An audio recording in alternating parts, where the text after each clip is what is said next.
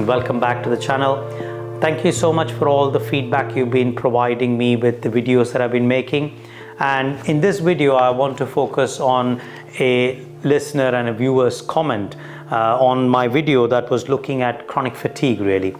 And it's a very interesting question. How active can you be with chronic fatigue? Dating Nonsense talks about how they've been with someone who's able to hike, run, swim, travel, can go even clubbing or dancing, but has a diagnosis of chronic fatigue.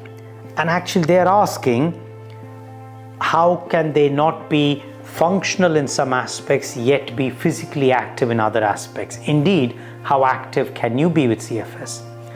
It's a great question, and I think the best answer I can provide is that conditions like long COVID, chronic fatigue, and even fibromyalgia, in my clinical practice, I have seen it as a spectrum. So I have seen patients who have been so impacted by chronic fatigue that they are literally bedridden and are not able to do much at all. And then on the other hand, I have had this other extreme wherein they do have the diagnosis, but by crafting and fashioning a toolkit for themselves, by making a set of activities that they can do to pace themselves and know how much their nervous system and immune system can cope with, they've been able to achieve a balance. And I suspect that in this particular viewers and the feedback that's come there, we know someone who probably is at this spectrum, this end of the spectrum, wherein they have been able to get a set of activities that they can do, so physical activities in this case, and are able to function in that window. In chronic fatigue, one of the biggest things we've realized is the ability to get pacing right. By pacing, I mean to know the energy envelope in which you can function most effectively. From my other videos on mitochondria, which I talk about, we now understand that there is a particular envelope in which we can have our best function. And the way to think about it is like a mobile phone. If you have a mobile phone that can only charge up to 80% or 70%, then you got to figure out that every morning when you wake up, how are you going to spread your activities in such a way that you live within the 70% that you are, and you don't go beyond it, because that's going to cause a crash.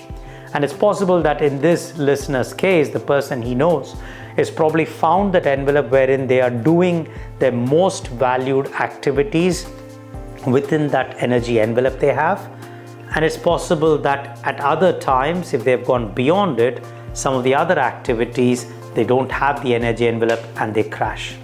The second thing to remember is that when you pace, it's not just the physical activities. The same battery is being used whether you're doing physical activities or mental or cognitive or emotional activities. All of it comes off from the same battery pack. And that is the challenge really, that you might have the energy to do some of the physical activities and then not have any left when it comes to cognitive activities. And that can be something as simple as reading a book or watching TV. And vice versa, if you spend more time on that, then your physical activity envelope goes down.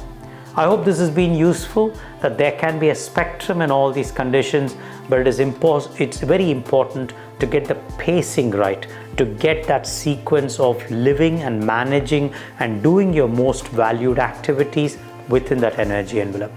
Thank you for watching the video. I hope you found this useful. Don't forget to click the subscribe button, and I'll see you in the next video. Thank you for watching this video. I hope you found it of value. So don't forget to like this video and subscribe to this channel, and click on the bell button to be notified when the next video comes along.